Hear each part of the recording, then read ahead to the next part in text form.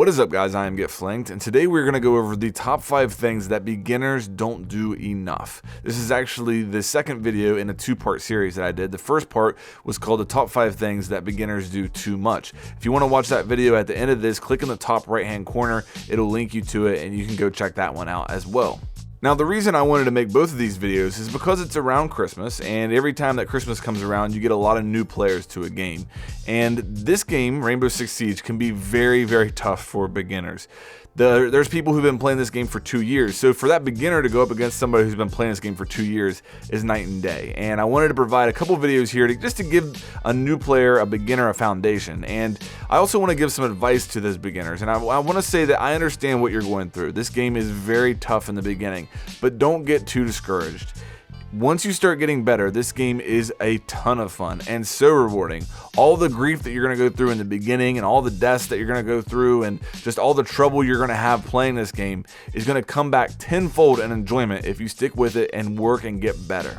Now, once again, I do want to ask the veteran players that are watching this video that you leave your tips for new players down in the comments. Think about what you wish you would have known when you started playing this game. In the last video, we got a ton of great advice. So keep it going, guys. Let me know down in the comments what tips you would give to new players. Now, as far as the gameplay in the background, it's a combination of PC and PS4 gameplay. Some of the clips take place in ranked, some in casual. So enjoy that as we get into the list here.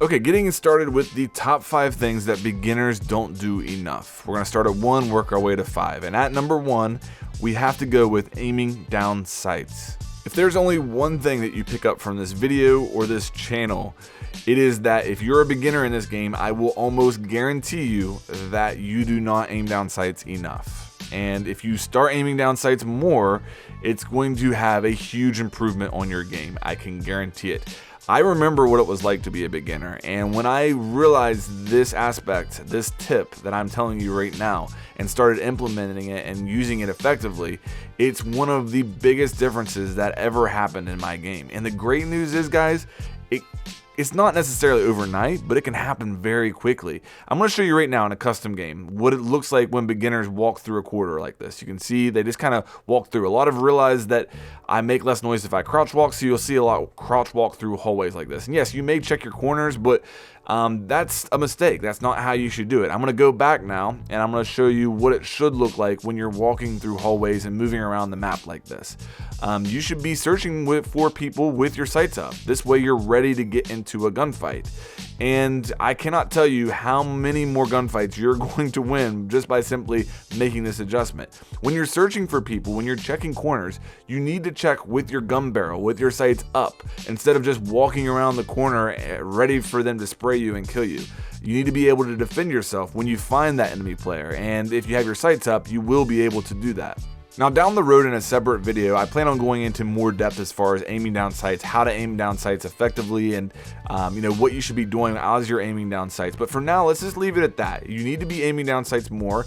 You need to be moving throughout the map with your sights up, and you need to be trying to put your sights where you think enemies might be. We'll leave it there, work on that, and I'm telling you that right there alone is going to make a huge improvement in your game.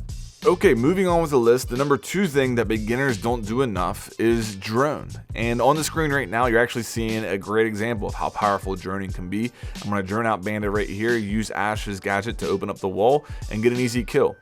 Now, droning is important at every level in Rainbow Six Siege, whether you're a beginning or veteran, but it's especially important for that beginner. And the reason for that is because of the lack of map knowledge that the beginner has. In my opinion, the number 1 thing that separates the veteran to the beginning player in Rainbow Six Siege is map knowledge. But there's nothing I can do to give you guys map knowledge. There's nothing I can put on this list that's going to give you guys map knowledge. You just have to play the game and learn the maps. With that said, if you do drone more and drone ahead of yourself and use the drone to get around the map and show you where to go on the map, you can handle your lack of map knowledge a lot better and overcome it a lot easier. We're going to go into a custom game right now to show you an example of how I recommend droning as a beginner. Now, this is the guy who doesn't have very much map knowledge at all, and I remember what it was like. You would go into these rounds, you would spot the objective, and then you would spawn and you would forget completely where it was and how to get there. Well, notice what I did there with my drone. I spotted the objective and then I got out, and now I'm taking it somewhere where there's an entry. There's a door right over there in this room. So right now I'm saying, okay, I'm going to enter into that door and I'm going to come into the objective. So once you spot the objective, get out, save that drone, keep it alive to help you enter the building. So basically I'm going to keep my drone right here, right now, to keep it in this room so that I can drone this room out before I enter. Now, without map knowledge, it can be difficult to find this door, but let me show you what you can do here. After you spawn, get to safety and get back on your drone, and then you can look around and you can see yourself on the map. You see me right there. So I know that I need to head this basic direction in order to get close to my drone, and the drone is in the room that I want to breach, which is close to the objective. Now, for you guys who've been playing the game, you have the map knowledge, you obviously have moved on from this, but for the beginner with no map knowledge, this is a really awesome way that you can get a lot more out of your drones by keeping them in a room that you want to breach and letting that drone kind of guide you to that door or window or wherever it is. Now, once I'm here, I get back on my drone, I drone out the room and maybe the room next to it to make sure there's nobody in there. It's going to kill me as soon as I enter. And once I see that it's safe to enter, I go in and I start pushing towards the objective. This is going to make such a big difference for you guys in the beginning stages. I know, again, how it feels to get kind of lost on these maps. All the doors, all the hallways, everything runs together. You can use your drones in this way to help guide you along and get you close to the objective so that you don't get picked off, by somebody who's spawn peeking or, moving through the map and getting lost and wasting time. This is going to help you a lot with that. Also, do not forget that you can use your drones in late round situations as well. That's why it's so important that you don't waste your drone in the preparation phase. Try to keep it alive. That way you have one in your pocket. When it gets down to under a minute, it's a 1v1, you can send your drone to the objective and know exactly where that enemy is, see if they're actually in the objective or they might be roaming somewhere else. And it can be the difference between winning and losing a round. So drones overall are just something you need to spend more time with to help you, and most beginners don't, unfortunately. Okay, moving on with the list, the number 3 thing that beginners don't do enough is learn from their mistakes.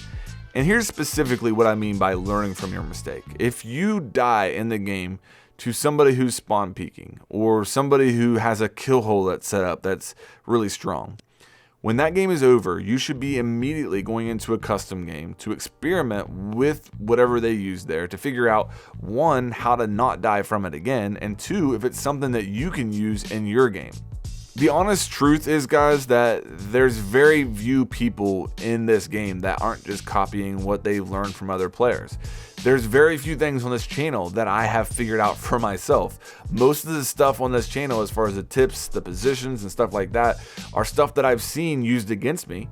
I've gone back in, analyzed, I've tried out for myself, and realized that they are very strong, and I've used them to great success.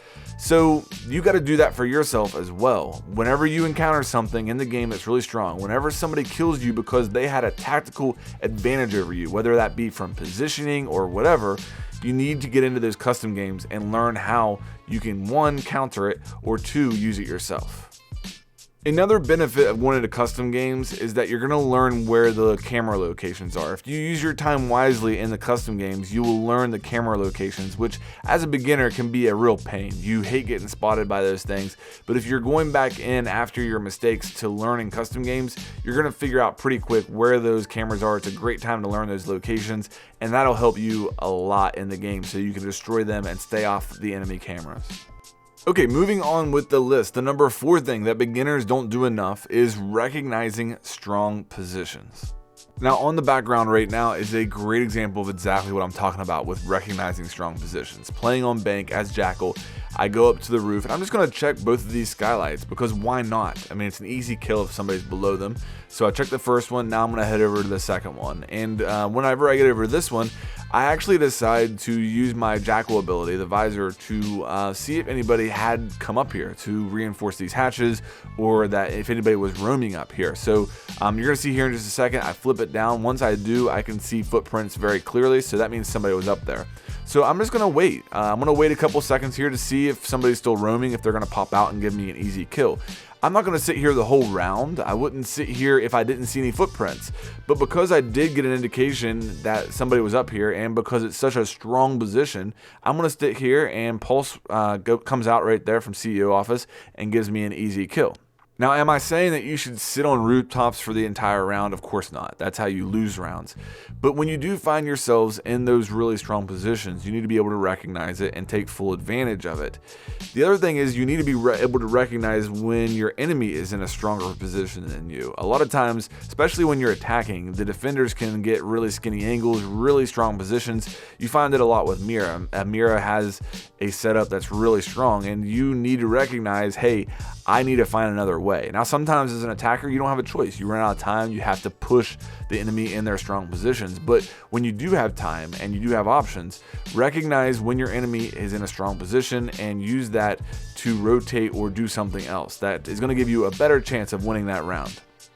Okay, moving on to the number 5 thing that beginners don't do enough in Rainbow Six Siege, and it is communicating.